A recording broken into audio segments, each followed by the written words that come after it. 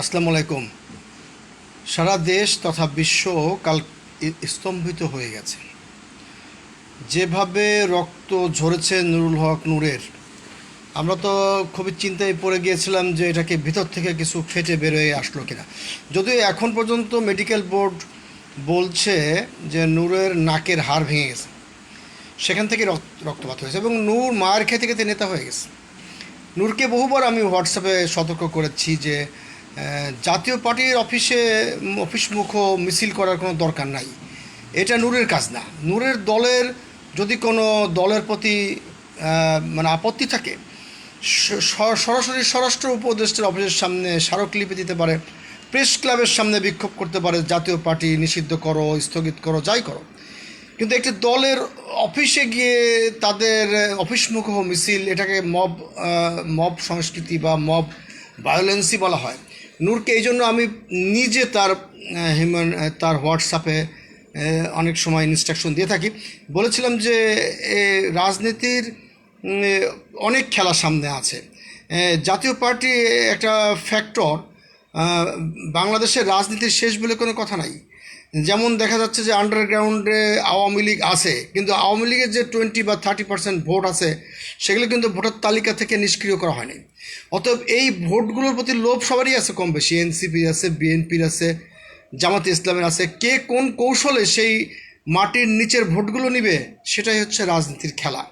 আওয়ামী লীগকে স্থগিত করা হয়েছে, কিন্তু আওয়ামী লীগের যেসব ভোটগুলি আছে সেগুলো কালেকশন করা হচ্ছে বুদ্ধিমত্তার কাজ। তা নুরুল হক নূর একটা উদীয়মান রাজনৈতিক নেতা। 28 বছর কোনো নির্বাচন হয়নি, ডাকসু, সেখানে সে ভিপি হয়েছে। তাকে আরেকটু প্রোগ্রামিং করে, আরেকটু চিন্তা করে রাজনীতি করা দরকার ছিল। কারণ হচ্ছে জাতীয় পার্টির পক্ষে আমরা কেউই নাই। সবাই এখন জাতীয় পার্টি নিষিদ্ধ চাচ্ছে, কেউ স্থগিত করতে চাচ্ছে। কিন্তু একটি জিনিস মনে রাখতে হবে, political party is a concept. জাতীয় পার্টি যদি নিষিদ্ধও করা হয়, কিন্তু জাতীয় পার্টির কর্মীরা কিন্তু ভোটার থাকবে, সেই রাগ কিন্তু মেটাবে। সেই ভোটগুলো যা 10% হোক, সেগুলো কিন্তু তারা মেটাবে ভোটগুলো অন্য পাত্রে দিয়ে। মাথায় রাখতে হবে। আজকে দেখেন, আওয়ামী লীগ নিষিদ্ধের ব্যাপারে সরাসরি বিএনপি কোনো কথা বলে নাই। আমার তো মনে হয় যে তারেক জিয়া লন্ডন থাকেন, তার কিছু রাজনৈতিক কাণ্ডজ্ঞান আছে মনে হয়। একটু বয়স হয়েছে এবং একটু মুন্সিয়ানার পরিচয় দিয়েছে। সরাসরি আওয়ামী লীগ নিষিদ্ধের পক্ষে কিছু বলে নাই। ফলে এই আওয়ামী লীগের যে ছড়িয়ে ছিটিয়ে থাকা ভোটগুলি কিন্তু কালে ভদ্রে এটা কিন্তু বিএনপির বাক্সেই যাবে, এটা ঠেকাতে পারবে না। এনসিপি যেমন একটি নতুন রাজনৈতিক দল এবং তারা 24-এর আন্দোলনে একটা ফ্যাক্টর, তারা একটি বিরাট বড় জগদ্দল পাথর নামিয়েছে, সব ঠিক আছে। একটা ফ্যাসিস্ট সরকারকে নামিয়েছে, সব ঠিক আছে। কিন্তু এনসিপির দরকার ছিল নেতাদেরকে যথাযথ মূল্যায়ন করে, একটি করে ফ্ল্যাট দেওয়া, একটি করে প্লট দেওয়া। তারা রাজনীতিতে নেমে তারা বিরাট বড় চ্যালেঞ্জে পড়েছে। সেটা কার সাথে? বিএনপির সাথে। বিএনপি একটা বিরাট বড় দল, সেখানে এনসিপি তার স্পেস ক্রিয়েট করতে সময় লাগবে। কিন্তু এনসিপি যদি রাজনৈতিক জ্ঞানে গুণান্বিত হতো, তারা কিন্তু বিএনপির সঙ্গে হাত মিলিয়ে বলতো, আসো আমরা ভাই ভাই, কটা সিট দিবা তাই বলো। কিন্তু তা না করে এখন এনসিপি জামাতের সঙ্গে হাত মিলিয়েছে। কিন্তু দেখা যাচ্ছে যে জামাতের অনেক বেশি ধর্মপ্রাণ মানুষের ভালোবাসা থাকলেও জামাতের জন্য কোনো ভোট নাই। আপনারা একটা জিনিস মনে রাখবেন, মসজিদের বড়, মাদ্রাসার বড় ইমাম সাহেবকে বড় আম বড় মুরগির রান খাওয়ায় অনেকে, তার সঙ্গে কিন্তু কেউ মেয়ে বিয়ে দেয় না। এটা মাথায় রাখতে হবে। গ্রিন পার্টি বাংলাদেশের পক্ষ থেকে আমি একজন ক্ষুদ্র রাজনৈতিক বিশ্লেষক রাজু আহমেদ খান এটা বলতে চাই, আপনারা সবসময় সত্যের পথে থাকবেন। কালকে যে স্বরাষ্ট্র উপদেষ্টার একটা ভয়েস ভাইরাল হয়ে গেছে, বলা হচ্ছে যে প্রধান উপদেষ্টার নির্দেশ আছে, এই সেই, একটা নূরের হাত ভেঙে দাও, পা ভেঙে দাও। এইগুলো কিন্তু মনে রাখতে হবে। আপনাদের মেমোরি কতটুকু স্ট্রং আমি জানি না। স্বরাষ্ট্র উপদেষ্টা মব জাস্টিসের বিরুদ্ধে, যখন এটাকে মব জাস্টিস বলা হতো, আমরা বলি মব ভায়োলেন্স, কথা বলার সময় বলেছিল যে যারা এরকম মব করবে হাত ভেঙে দেয়। নূরের কথা বলে নাই। এই কয়েকটি ভিডিও থেকে কাটপিস করে বাকি সব শব্দগুলো এআই টেকনোলজি ব্যবহার করে একটি ভয়েস ছেড়ে দেওয়া হয়েছে। আমি যে কিন্তু এটা বরাবরই বলি এটা এআই ক্রিয়েটেড, সেটা এখন স্বরাষ্ট্র মন্ত্রণালয় উপদেষ্টা থেকে কিন্তু এখন বিবৃতি দেওয়া হয়েছে যে এটা ভুয়া। অতএব এইগুলো মাথায় রাখবেন। এখন কিন্তু আসছে লাল শার্ট পরা যে ছেলেটি মারছে, ওখানে দেখবেন ভিডিও খেয়াল করে, নূরের কোনো ছবি স্পষ্ট না, ওখানে অন্য একটা ভিডিও লাগিয়ে মব করা হয়েছে, মানে একটা গুজব ছড়ানো হয়েছে। নূরকে যারা মারছে সেটা আমরা স্পষ্ট দেখেছি, পুলিশ, আর্মি, এরা আইন শৃঙ্খলা বাহিনী, তারা তাদেরকে 10 মিনিট সময় দিয়েছিল। 10 মিনিট সময়ের মধ্যে নূররা এসেছে এবং নূরের ভিডিও আমি দেখেছি যে ওখানে কারা, আমরা তো চলে আসছি, আমাদের দলের সবাই বিচ্ছিন্নভাবে না থেকে আমাদের দলের পার্টি অফিসের নিচে আসো। নূরের পার্টি অফিসের নিচে থেকে তাদেরকে প্রহার করা, নূর এবং নূরের দলের আরও 50 সদস্য, এটা হচ্ছে মারাত্মক ধরনের অন্যায়। কারা এখানে লিড দিল দেখতে হবে, এর ভিতরে শস্যের মধ্যে ভূত আছে কিনা। আর্মি হোক আর পুলিশ হোক, তার মধ্যে পুরোপুরি সংস্কার তো এখনও হয়নি। কে কার পক্ষে গোল দিয়ে দিচ্ছে এটা দেখার বিষয় আছে। দেখুন, রাত বিরেত 12টা 1টা পর্যন্ত অনেক নেতা ঢাকা মেডিকেলে নূরকে দেখতে গেছে, আমি যাই নাই, আমি সারা রাতই জেগেছি এবং অনলাইনে নানান রকম খবর দেখেছি, আমাদের নিউজে এইগুলো প্রচার করার চেষ্টা করেছি, অনেকগুলো আমরা গবেষণা করেছি।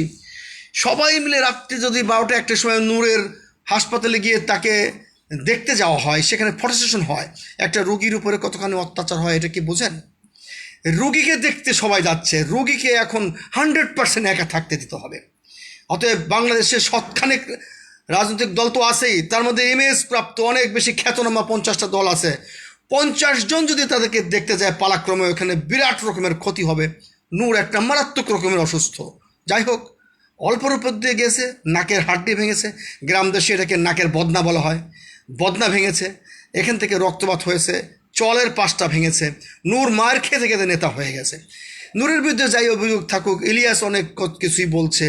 ইলিয়াসকে আমি বলবো, বয়সে হয়তো আমার থেকে অনেক ছোটই হবেন ইলিয়াস, আপনি অনেক অনুসন্ধানী রিপোর্টার, আপনি অনেক বড় সাংবাদিক, দেশের বাইরে থেকে অনেক কিছুই কথা বলা যায়, দেশের থেকে কথা বলে দেখেন।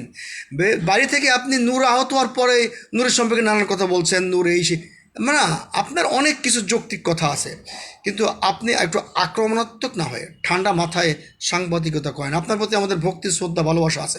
অনেক অন্ধকারের বিষয়গুলো তুলে ধরেন আপনি এবং টেনে তুলতে পারেন, এটা ঠিক, কিন্তু আপনাকে আরেকটু শোভনীয়, ওই যে পিনাকিদাকেও বলি, ভাই আরেকটু সুন্দর করে বলা যায় না?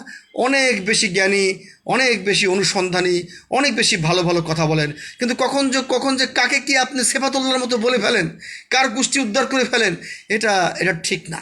অবশ্যই আপনাদের অনেক ভূমিকা আছে এই দেশের রাজনৈতিক পট পরিবর্তনে, এদেশের ভোট ভাতের অধিকার রক্ষায়, এদেশের গণতন্ত্র রক্ষায় আপনাদের এবং আপনাদের মতো আরও অনেক সাংবাদিকদের বিরাট ভূমিকা আছে, সেটাকে আমি শ্রদ্ধা জানাই, কাউকে নিন্দামন্দ করতে চাই না। কিন্তু একটি কথা খেয়াল রাখবেন, রাজনীতি শিখতে হয়।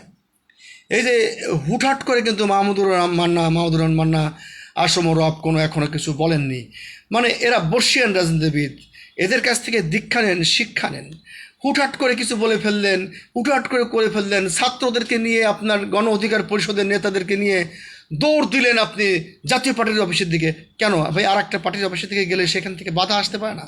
সেটাই হয়েছে, মারামারি হয়েছে, পুলিশ আর্মি মোতায়েন হয়েছে।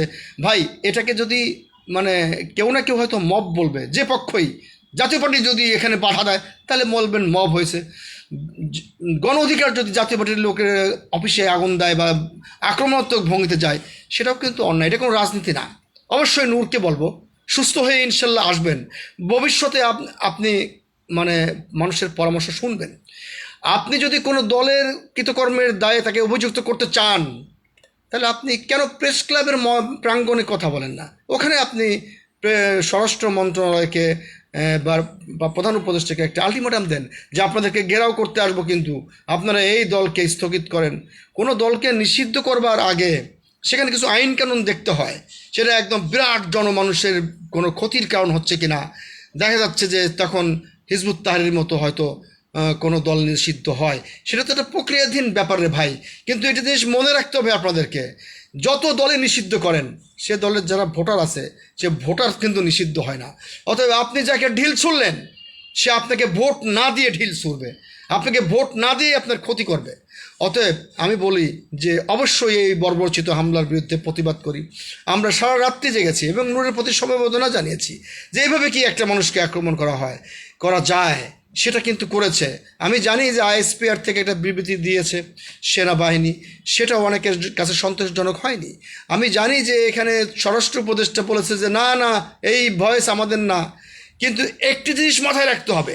আমি বহুদিন আগে রাজু আহমেদ খান বলেছি সরকারকে, আমার তো মোল্লাদ্দর মসজিদ পর্যন্ত বোঝেনি, আমরা তো এই সোশ্যাল মিডিয়ায় কথা বলি, আমাদের তো ডাকেন না প্রধান উপদেষ্টা, কিংবা তাদের রেসপন্সর যারা, তারা গুটি কতেক দল নিয়ে আর ওখানে মোরগ পোলাও খায় আর হাঁসের মাংস খায়, আমাদেরকে ডাকা হয় না। অনেক অনেক মানুষকেই মানুষের মতামত নেওয়া দরকার আছে। সোশ্যাল মিডিয়ায় বলেছিলাম যে ভাই এটা না এটা, এটা না সেটা।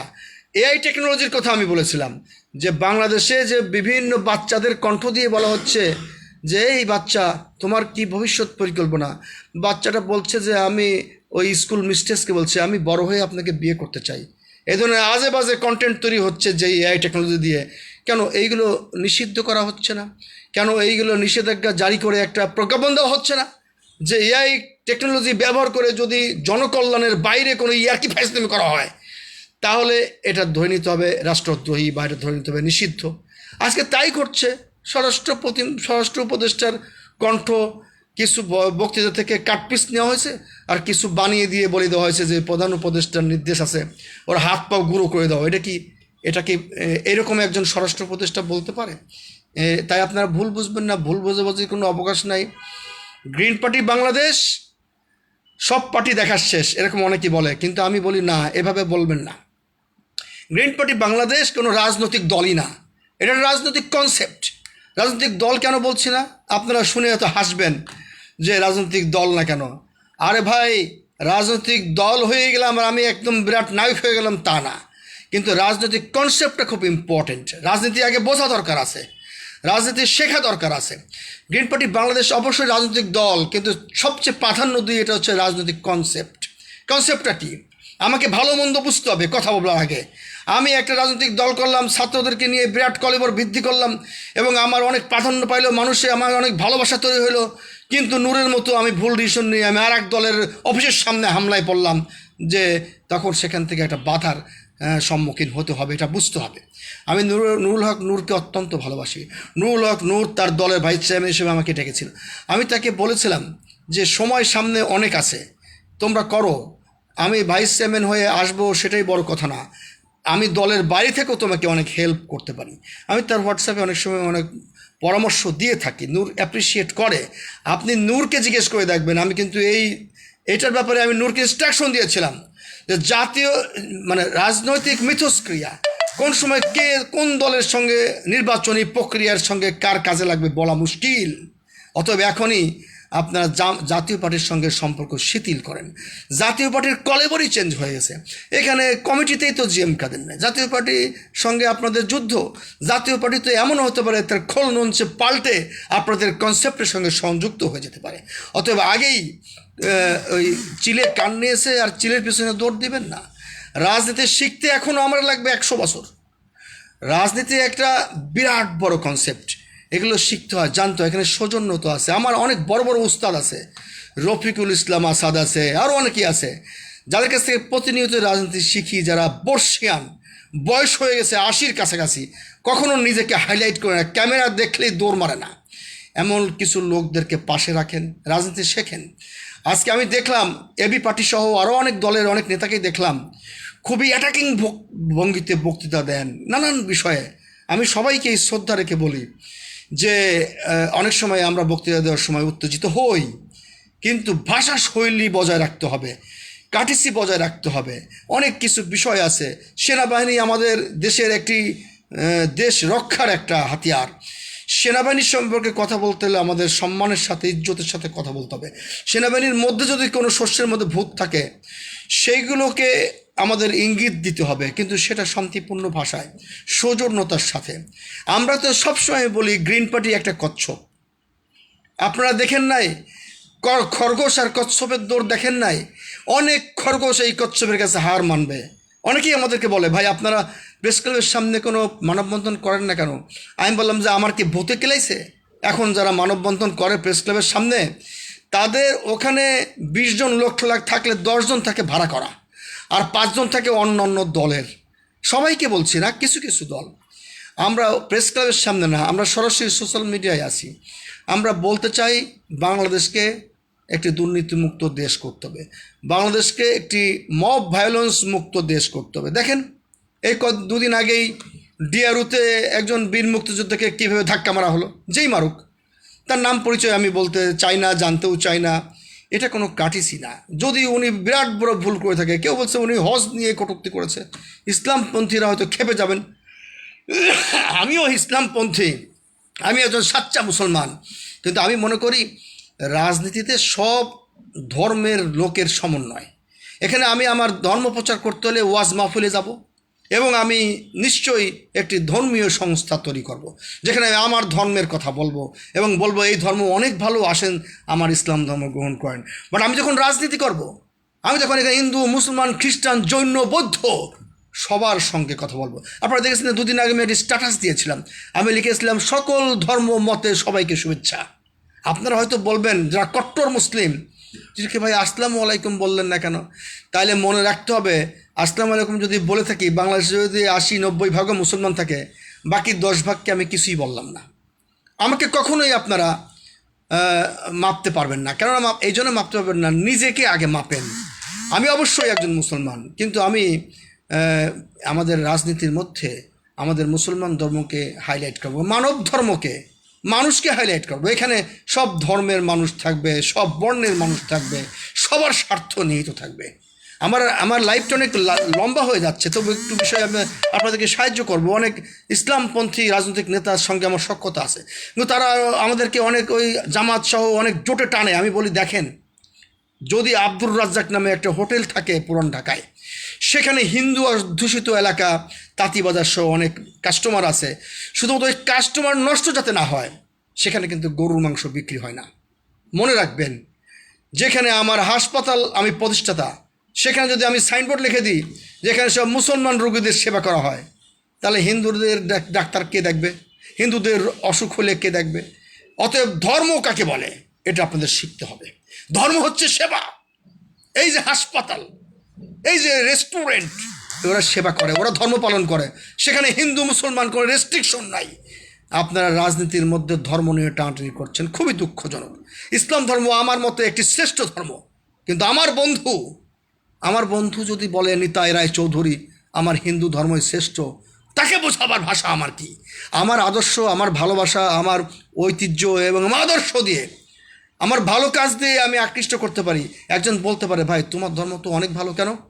আমার দল থেকে একজন ছেড়ে চলে গেছে, যে অন্য দলে যে মানে কথা বলছে, আমি তাকে সার্কুলার দিয়েছি যে অত্যন্ত ভালো ছেলে, খুবই ভালো ছেলে, নাহলে আমার দল থেকে আর এক দলে সুযোগ পাইল, এবং তার উত্তরোত্তর সমৃদ্ধি কামনা করে আমরা সার্কুলার দিয়েছি। আমার দলের অনেকে বলছে যে আপনি কি ভাই, আপনার কি রক্ত গরম হয় না? আমি মনে করি আমার দল থেকে সবাই চলে গেলে, 5 জন চলে গেলে 10 জন আসতে পারে, তখনই আসবে যখন আমার দলের আদর্শ থাকবে। অনুরূপ যারা মুসলমান, আমিও মুসলমান, আমি রাগ করেই বলি, তারা আপনার ধর্ম মানুষ তখনই গ্রহণ করবে যখন আপনি আদর্শ দিয়ে মানুষকে টানবেন। ধর্ম দিয়ে টানতে গেলে হবে না। ম্যাক্সিমাম 70-80 ভাগ মসজিদে আমি শুনেছি, শোনা কথা, মসজিদ কমিটির চেয়ারম্যান হচ্ছে ঘুষখোর। আপনারা তা প্রতিরোধ করতে পারেননি। একটি মসজিদে প্রতি সপ্তাহে 50,000-1 লাখ টাকা চাঁদা ওঠে, সেই টাকা চাঁদা ওঠে, তারপরেও সেই মসজিদের মুসল্লিরা রাস্তায় দাঁড়িয়ে নামাজ পড়ে, সেটার প্রতিবাদ হয় না। রাস্তায় দাঁড়িয়ে নামাজ পড়া হয় জুম্মার নামাজ, অথচ সেখানে একজন রোগী, গর্ভবতী নারীর অ্যাম্বুলেন্স থেমে যায়, যেতে পারে না। মুসলমানদের এই কথাগুলি আগে বলতে হবে। একটা মুসলমান নামাজ পড়ে মসজিদের বাইরে যেই রোগী আছে, ক্যান্সার রোগী, তার খবর নিতে হবে, পয়সা দিতে হবে, পয়সা না দিলেও লজিস্টিক সাপোর্ট দিতে হবে। তাই বলি, যেই মসজিদে লক্ষ লক্ষ টাকা চাঁদা ওঠে, সেই মসজিদের 2তলা থেকে 3তলা হয় না কেন? কোথায় সে টাকা যায় সেটা আগে দেখতে হবে। এবং মন্দিরের ক্ষেত্রেও তাই, গির্জার ক্ষেত্রেও তাই। এটা হচ্ছে মানুষের জন্য কাজ করা। একটা রাস্তা নির্মাণের কাজও একটা মসজিদ করতে পারে। এমনকি সেই মসজিদে আসার যে রাস্তা, সেটার বেহাল অবস্থা, মসজিদ কমিটির যারা আছে বলবে এটাতে আমাদের কাজ। তোমাদের কাজটা কি? তোমাদের কাজটা শুধু হালুয়া রুটি খাওয়া আর বেশি বেশি বেতন নেওয়া? তা না। এই জন্য আমি কোনো অ্যাটাকিং ভঙ্গিতে বলছি না, আমি কোনো মসজিদ মন্দিরকে সমালোচনা করতে চাচ্ছি না। আমি বলতে চাচ্ছি যে ধর্ম মানে কি এটা আমাদের জানতে হবে। ধর্ম মানে হচ্ছে সেবা। এই সেবা যদি না করেন, মানুষের কল্যাণ না করেন, আল্লাহর কসম আপনি বেহেশতে যেতে পারবেন না। আমি কসম দিয়ে দিলাম। বেহেশত এত সস্তা না। বেহেশতে যেতে হলে নিজেকে পরিপূর্ণ সৎ হতে হবে। আমি আজকেও, কালকেও, আগের দিনেও আমি অনেক গরিব মানুষকে হেল্প করি। অবশ্য আমি একটা খুব প্রয়োজনের সততার খাতিরে 200-100 টাকা কোথাও দিল, আমার স্ত্রীকে আমি জানাই। হ্যাঁ, আমার সাধ্য মতো আমি চেষ্টা করি মানুষের সেবা করতে। কিন্তু আমি ওই কোন সময় ক্যামেরা দিয়ে দেখাই না, এই দেখেন আমি একজন এতিমকে খাওয়াচ্ছি, কেউ কেউ এটা করে। যাই হোক, আমি আমার গ্রিন পার্টিকে অনেক বড়োভাবে উপস্থাপন করতে চাচ্ছি না। আমি সবাইকে বলি যে বাংলাদেশের রাজনীতি হোক মানব সেবার খাতিরে। আমি নুরুল হক নূরকে বলি, আসুন রাজনীতি শিখি, রাজনীতি জানি। রাজনীতি মানে শুধু অনেকগুলো ছেলেপেলে নিয়ে মুড়ি মুরকি খাওয়ায় রাস্তা ব্লক করে আরেকটা অফিসে হামলা দিয়ে পড়া তা না। আমি আবারও বলছি, নুরুল হক নূরকে আমি খুব ভালোবাসি। এবি পার্টির অনেক নেতা আছে, তাদেরকে খুব ভালোবাসি, অন্য অন্য দলের নেতাদেরকেও খুব ভালোবাসি, এবং প্রত্যেকেই আমার নেতা। এবং আমি সবসময় বলি আমি কোনো নেতা না, আমি নেতা তৈরির কারখানার একজন শ্রমিক। এটা মাথায় রাখতে হবে। বাংলাদেশকে সঠিক পথে নিয়ে যাওয়ার জন্য আর একজন ভাসানী দরকার, যিনি নিজে রান্না করতেন, নিজে কুড়ে ঘরে থাকতেন, তার নামে কোনো সম্পত্তিই ছিল না। আমি সেই পথের একজন পথিক। আমি মৌলানা ভাসানী হতে চাই না, তো আমি চাই যে নতুন নতুন মানে আরও আরও কিছু সংশোধিত, আরও কিছু আধুনিক ভাষা নিয়ে আমাদের দরকার। আরও কিছু আরও কিছু বঙ্গবন্ধুও আমাদের দরকার। আপনারা বঙ্গবন্ধু শুনলে এক লাফ দিয়ে দেউরি বেড়া পার হয়ে যান। আরে ভাই, আমি বঙ্গবন্ধুর মৃত্যু দিবসে একটা পোস্ট দিয়েছিলাম, সেটা হচ্ছে ভাসানী, মুজিব, জিয়া সবাই আমার হিয়া। দেখলাম যে এখানে মিশ্র প্রতিক্রিয়া হচ্ছে, আমি ডিলিট করে দিয়েছি। ভাই, যদি কেউ মারা যায় এবং তাকে মেরে ফেলা হয়, তার জন্য কেউ কেউ তার জন্য কান্নাকাটি করবেই, তার আত্মীয়, তার পরিজন, তার অনুসারী। জিয়াউর রহমান মারা গেছে, তার জন্য কেউ কেউ কাঁদবে। এরকম আমি মারা গেলেও হয়তো কেউ কেউ কাঁদবে, সংখ্যায় কম হলেও কাঁদবে। এই রাজনীতির সৌন্দর্যটা ধরে রাখতে হবে। আব্দুর রহিম শেখ শুনছেন তো। এখন কথা হচ্ছে যে আমি মূলত আওয়ামী লীগ করি না, বিএনপিও করি না, গ্রিন পার্টি বাংলাদেশ বলা হচ্ছে, গ্রিন পার্টি বাংলাদেশও করি না। আমি বাংলাদেশের মানুষের কল্যাণ সাধনের জন্য গ্রিন পার্টি বাংলাদেশের চেয়ারম্যানের দায়িত্বে আছি। ভালো যোগ্য কেউ আসলে তার হাতে আমি দায়িত্ব দিয়ে আমি বাকি জীবনটা মানব কল্যাণে হয়তো ব্যয় করব, সেটাই হচ্ছে আমার উদ্দেশ্য। বাংলাদেশের রাজনীতি যদি মানব কল্যাণে ব্যয় করা না যায়, বাংলাদেশের রাজনীতি মানুষের কল্যাণে খরচ করা না যায়, সেই রাজনীতি না করাই ভালো। তো তাই আমরা বলছি, আমরা ক্ষুদ্র কিন্তু আমরা তুচ্ছ নই। তো একটা জিনিস মনে রাখবেন, নুরুল হক নূর শিগগিরই সুস্থ হয়ে ফিরে আসবেন। এবং বাংলাদেশে একটা জিনিস সবাইকে মনে রাখা দরকার, যে সামনে একটা নির্বাচনের রোডম্যাপ আছে ফেব্রুয়ারি মাসে। এই নির্বাচনকে ব্যাহত করবার জন্য অনেক ষড়যন্ত্র হতে পারে।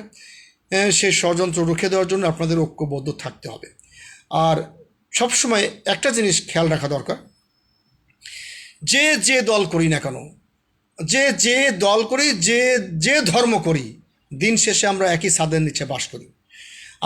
আমরা খাবার খাই, আমরা অসুখ হলে আমরা উহু করি, আমরা ব্যথা পেলে কষ্ট পাই, আনন্দে হাসি, এটা মাথায় রাখতে হবে।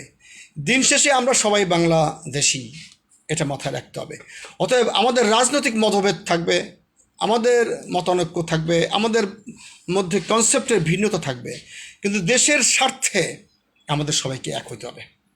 এটা যদি না করা হয় তাহলে কিন্তু মহা মুশকিল এসে সামনে আসবে। অনেক বিদেশি চক্রান্ত এসে আমাদের কর্তৃত্ব কেড়ে নেবার চেষ্টা করবে।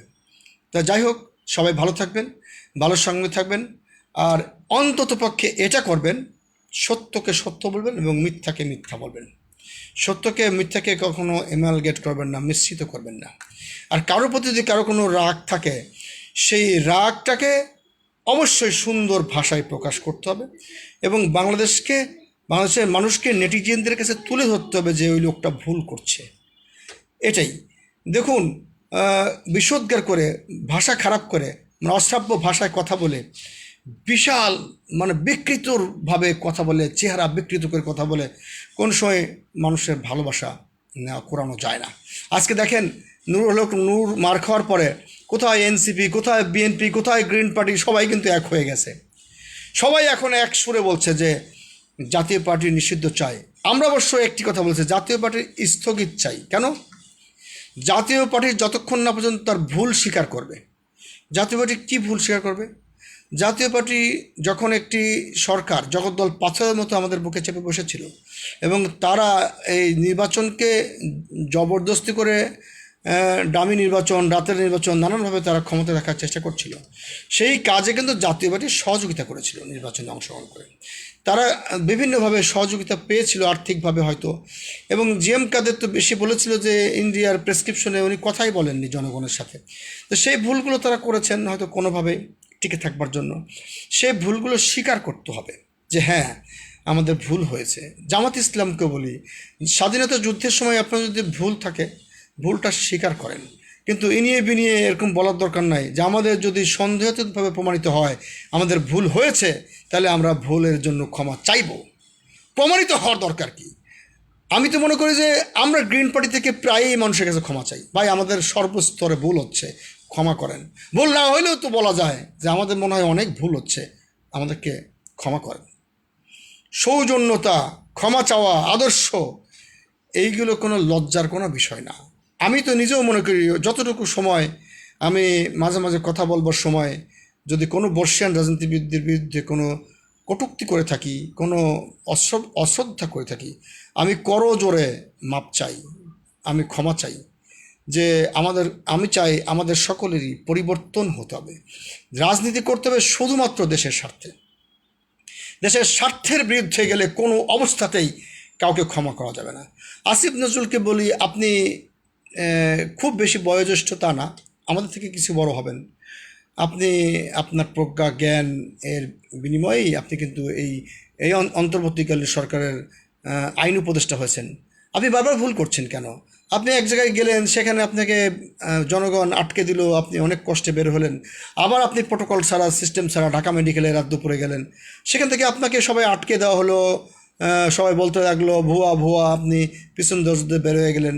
মনে রাখবেন নেক্সট টাইম যদি জনগণের মধ্যে যেতে হয়, যেহেতু আপনি সরকারের একটি পার্ট, আপনি ফেসবুকে স্ট্যাটাস দিয়ে বলতে পারেন না বিচার চাই নূর, আর আপনি তো সরকারের একটি পার্ট, আপনার কাছে সবাই বিচার চাবে। অথবা আপনি যে এই জনবহুল এলাকায় গেলেন, সেখানে সিকিউরিটি নিয়ে যাবেন, বাপের বেটার মতো যাবেন, বাপের বেটার মতো আসবেন। আপনি নিজের নিরাপত্তাহীনতায় ভুগবেন, যখন দেখবেন পিছন যদি বেরো যেতে হবে, সেই কাজটা কখনোই করবেন না। আর এখনও সময় আছে, আপনাদের উপদেষ্টা 6 মাস হাতে সময় আছে, কিন্তু বিরাট বড় নির্বাচনী বৈতরণী পার হতে হবে। উপদেষ্টা মণ্ডলীকে আরও বড় করেন, নাহলে কিন্তু আপনাদের পরিকল্পনাহীনতার কারণে যে সমস্ত সমস্যাগুলো হচ্ছে, এখানে আপনারা এক একজন উপদেষ্টা 4-5টা মন্ত্রণালয় চালাচ্ছেন, মারাত্মক ভুল করছেন। আমি আমার কথা বলছি না, আরও অনেক জ্ঞানী গুণী বাংলাদেশে আছে যারা মন্ত্রণালয় চালানোর মতো, তাদেরকে ভাগ করে দেন। এবং সামনে নির্বাচনকে টার্গেট রেখে একটা সুষ্ঠু নির্বাচন করবার জন্য, যেমন সুষ্ঠু ভোটার তালিকায় এলাকা নির্ধারণ সেটাকেও করেন। কোনো এলাকায় বিরাট, কোনো এলাকায় ছোট, কার কীরকম বুদ্ধি শুনে করছেন যায় না, সেগুলো ভাগাভাগি করেন। পাশাপাশি নির্বাচন ব্যবস্থা যেন সুষ্ঠু হয় সেজন্য প্রশাসনকে ঢেলে সাজান। যদি মনে করেন যে প্রশাসন ঢেলে সাজাতে পারছেন না, তাহলে জনগণের সামনে তুলে ধরেন। আপনারা যখন বিভিন্ন ধরনের রাজনৈতিক সিদ্ধান্তের জন্য রাজনৈতিক দলগুলো ডাকেন, আপনাদের কৃপণতা দেখে আমার খুবই কষ্ট হয়। আপনারা 4-5টা দল ডাকেন, তারপরে 10-12 দল ডাকেন। বাংলাদেশের দলের সংখ্যা 100 দলকে ডাকেন চিনমৈত্রী হলে কিংবা স্টেডিয়ামে ডাকেন, সবার হাতে মাইক দেন, সবার হাতে স্পেস দেন, কথা বলার সুযোগ দেন, 2 দিনের জায়গায় 7 দিন ধরে আলোচনা করেন, ঘোষণা দেন।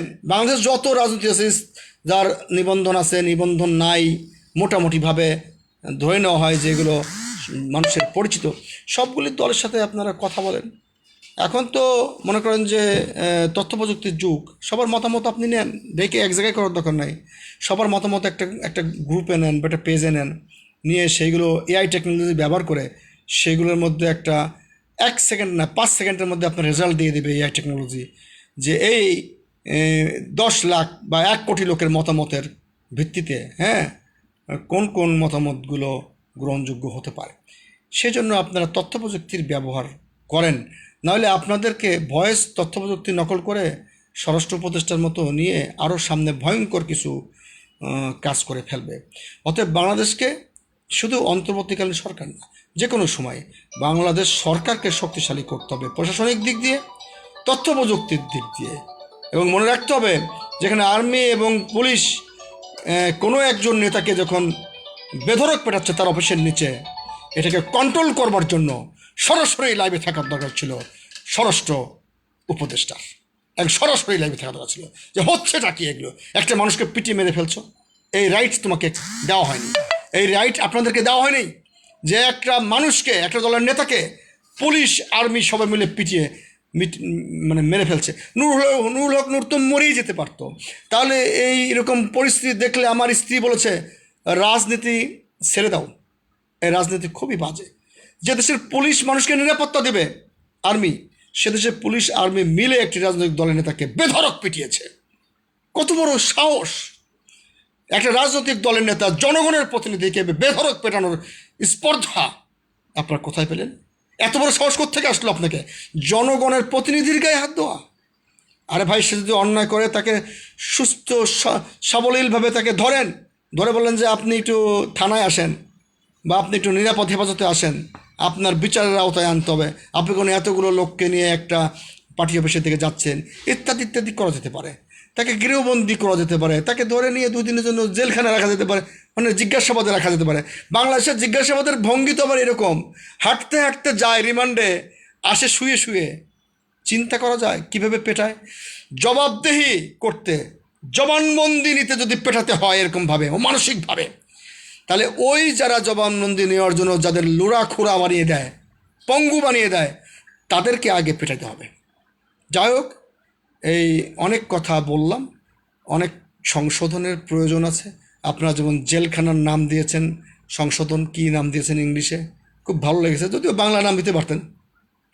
আপনাদেরকে সংশোধন হতে হবে। প্রশাসন যা চালাচ্ছেন, 6 মাস পরে দিয়ে আর একজনের কান্দে ঝোলাই দিয়ে পলাই যাবেন।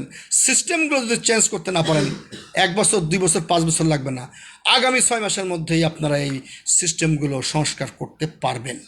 যদি এই দেশের যারা জ্ঞানী গুণী সবার কথা শোনেন, নিজেকে জ্ঞানী বলে দাবি করি না, কিন্তু অন্ততপক্ষে এটা বলতে চাই, অনেক জ্ঞানী লোকের কথা তো আমরা শুনি। আপনারা কি শোনেন আদৌ? আমার তো মনে হয় না। আমার তো মনে হয় না যে সোশ্যাল মিডিয়া যেসব কথা হয় সেগুলো শোনার জন্য আপনাদের কোনো টিম আছে। সেইগুলো ওরা কী বলছে দেখতো। মাত্র 100টাই তো রাজনৈতিক দল, লক্ষ লক্ষ তো দল না। আপনারা ওই যে ফ্লাইওভারের উপর দিয়ে যে বাস, দোতলা বাস যায় বহু গতিতে, সেখানে মানুষ মরার কল, সেখানে তো আপনাদের খবরদারি নেই। যে মন্ত্রণালয়ে কাজ করছেন সেই মন্ত্রণালয়ের কর্তা ব্যক্তিরাই তো রাস্তায় মানুষের সাথে মেশে না। তো সেই অবস্থা থেকে আমাদের বেরিয়ে হয়ে আসতে হবে। নুরুল হক নূর সুস্থ হয়ে ঘরে ফিরুক, সেটা আমরা চাই। রাজনীতির মাঠে সোচ্চার থাকুক। মনে রাখতে হবে, নুরুল হক নূর বাংলাদেশের রাজনীতির একটা আদর্শ। যে দেশে 28 বছর ডাকসু নির্বাচন হয় না, সে দেশে নুরুল হক নূর 28 বছর পরে ভিপি হয়েছে এবং এখন রাজনীতি করছে। তার কিছু ভুল ত্রুটি থাকতে পারে, বড় ভাই হিসেবে আমরা তাকে সংশোধন করতে পারি, কিন্তু তাকে বেধড়ক পিটিয়ে তার অফিসের সামনে হাড্ডি গুড্ডি ভেঙে দিবেন, এরকম যদি ভবিষ্যতে হয়, আমি রাজু আহমেদ খান সরকারকে বলবো আপনার স্বরাষ্ট্র মন্ত্রণালয়ের মাধ্যমে ওই সমস্ত সন্ত্রাসীদের হাড্ডি গুড্ডি ভেঙে দিবেন। ধন্যবাদ সবাইকে। আসসালামু আলাইকুম।